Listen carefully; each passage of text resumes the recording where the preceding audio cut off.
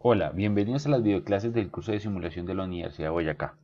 Hoy hablaremos sobre la prueba de los números pseudoaleatorios, que es un tema que se desarrolla en la unidad 2 del contenido programático. ¿Para qué nos sirve una prueba de números pseudoaleatorios? Es una manera de saber si un generador de números aleatorio es buena o es mala. Para hacer una prueba de números pseudoaleatorios debemos tener en cuenta lo siguiente. Hay que determinar un valor supuesto, debe aceptarse o no, planteando una hipótesis nula que la vamos a denotar como h sub 0 y una hipótesis alterna como h sub 1.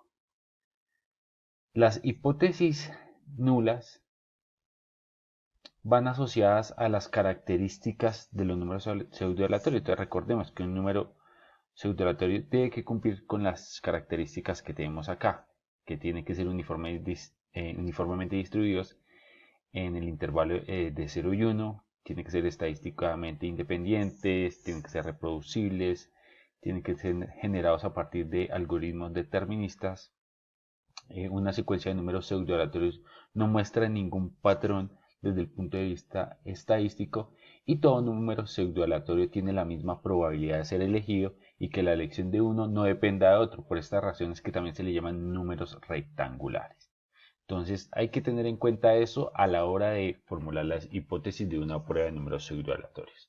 Hay que elegir un nivel de significancia, que lo vamos a denotar con el símbolo de alfa, que es definido como la máxima cantidad de error que el estudio esté dispuesto a aceptar. Entonces podemos tener un nivel de significancia o una confiabilidad de la prueba.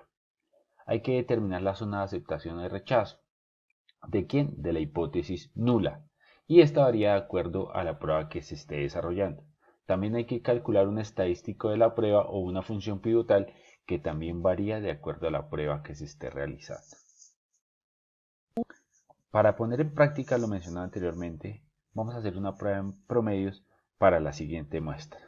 Supongamos que esta muestra la obtuvimos de alguno de los algoritmos que se mencionan a lo largo de la unidad 2. Tenemos una muestra de 30 números pseudoaleatorios. Recuerden que los números pseudoaleatorios tienen que cumplir, que tienen que ser valores que estén entre 0 y 1. Entonces para esto vamos a hacer la prueba de promedios. Como se decía anteriormente, lo primero que tenemos que hacer es formular una hipótesis nula, que la vamos a denotar como h sub 0, y una hipótesis alterna, que la vamos a denotar como h sub 1. Entonces, para esta prueba podemos formular que nuestra hipótesis nula es la que la muestra está distribuida uniformemente y la hipótesis alterna que la muestra no está distribuida uniformemente. Una vez tenemos formuladas nuestras hipótesis, tenemos que asignarle un nivel de significancia a nuestra prueba. Entonces, recuerden que el nivel de significancia se define como la cantidad máxima de error que está dispuesta a soportar la prueba. Entonces, si decimos que nuestro nivel de significancia es del 0.1, eso quiere decir que la confiabilidad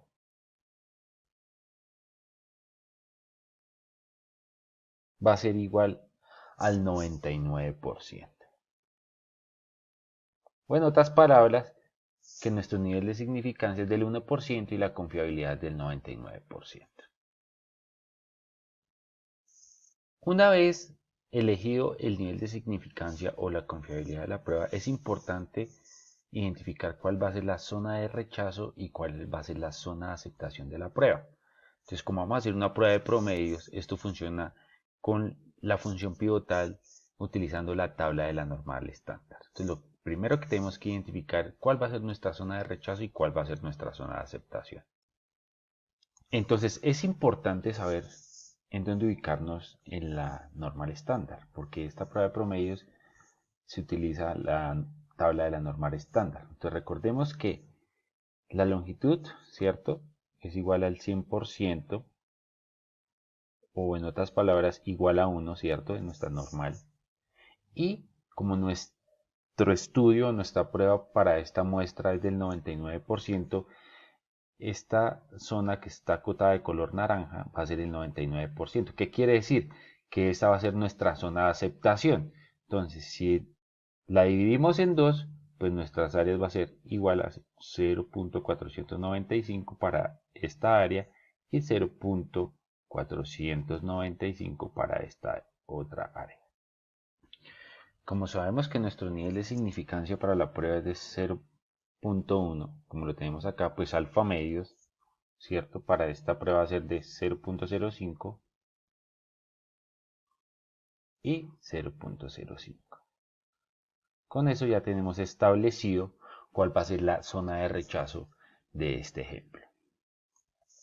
Entonces, una vez formuladas nuestras hipótesis de la prueba, elegido nuestro nivel de significancia, determinado nuestra zona de aceptación y de rechazo, ahora lo que tenemos que hacer es calcular el estadístico de prueba.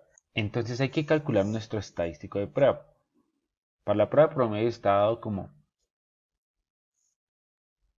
el promedio de la muestra menos el valor esperado de los números pseudoaleatorios. Recordemos cómo está en la guía, en la unidad didáctica 2, el valor esperado de los números pseudoaleatorios es un valor constante que es igual a un medio. Raíz de n pues va a ser la raíz de la muestra, para este caso n es igual a 30, que son los 30 datos, es el tamaño de la muestra, y raíz de la varianza de los números pseudoaleatorios, que recuerden que también es una constante que es igual a un doceavo. Entonces lo que vamos a hacer es reemplazar en la fórmula para calcular nuestro estadístico de prueba. Entonces, reemplazando los valores en la fórmula de la función pivotal, tenemos que el promedio de la muestra es de 0.511 menos el valor esperado de los números pseudoaleatorios, que es constante, que es igual a un medio, por la raíz del tamaño de la muestra, que son 30, sobre la varianza de los números pseudoaleatorios, que es constante, que es igual a un doceavo. Entonces, operando en nuestro numerador, nos da que esto es igual a menos 2.23 y nuestro denominador es igual a 0.28. Para obtener un resultado de menos 7.71. Hay que tener en cuenta que esto que acabamos de obtener, nuestra función pivotal, tiene que ser en valor absoluto. ¿Qué quiere decir valor absoluto? Que no puede tomar valores negativos. Entonces va a quedar que nuestra función pivotal para esta puede ser igual a 7.71. Listo. Una vez calculado la función pivotal, ahora vamos a comprobarlo con nuestro z de la tabla de la normal. Entonces, para saber cómo compararlo, entonces vamos a decir que nuestro z calculado en valor absoluto, si cumple con la condición que es menor o igual al z alfa medio de la tabla de la normal, se dice que la hipótesis nula se acepta. Entonces vamos a ir a la tabla normal a calcular este z alfa medios. Entonces, para encontrar nuestro z, para saber si la hipótesis nula se acepta o se rechaza, como las áreas para valores negativos de z se obtienen por simetría, entonces nos vamos a ubicar en nuestra zona de aceptación, ya sea del lado izquierdo o del lado derecho, como lo expliqué en la gráfica. Es importante identificar la información que nos da la tabla de la normal. Entonces, la primera columna tenemos el valor de z acompañado de su parte entera y su primer decimal, como lo tenemos acá, y la primera columna nos arroja el valor del segundo decimal. Eso quiere decir que cuando obtengamos el valor de z, vamos a coger el valor de la columna y le vamos a agregar el valor del segundo decimal. Entonces, para calcular el z para nuestro ejemplo, vamos a buscar el valor de la zona de aceptación, ya sea del lado izquierdo o del lado derecho, que para nuestro caso es 0.495. Entonces buscamos dentro de la tabla ese valor, que es el valor más cercano a nuestra zona de aceptación para nuestro ejemplo. Entonces vamos a ubicarlo y está acá, ¿cierto? 0.49506. Ahora lo que tenemos que hallar es el valor de z. Entonces subimos, tomamos el valor de la columna, subimos, ¿cierto? Y este valor es de 0.08.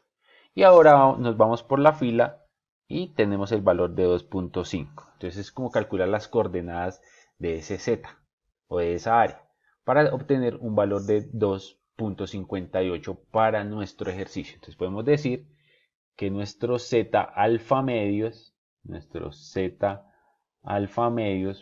para nuestro ejemplo va a ser igual a 2.58. Ya con esto vamos a tener el criterio para saber si nuestra hipótesis nula se acepta o se rechaza.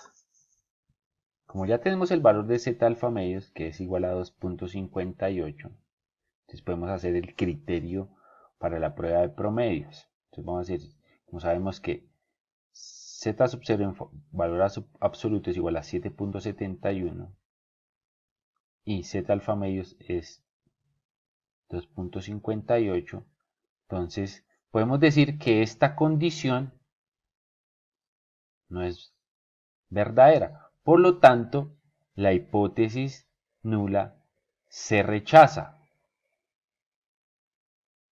O también se puede decir que la hipótesis alterna se acepta.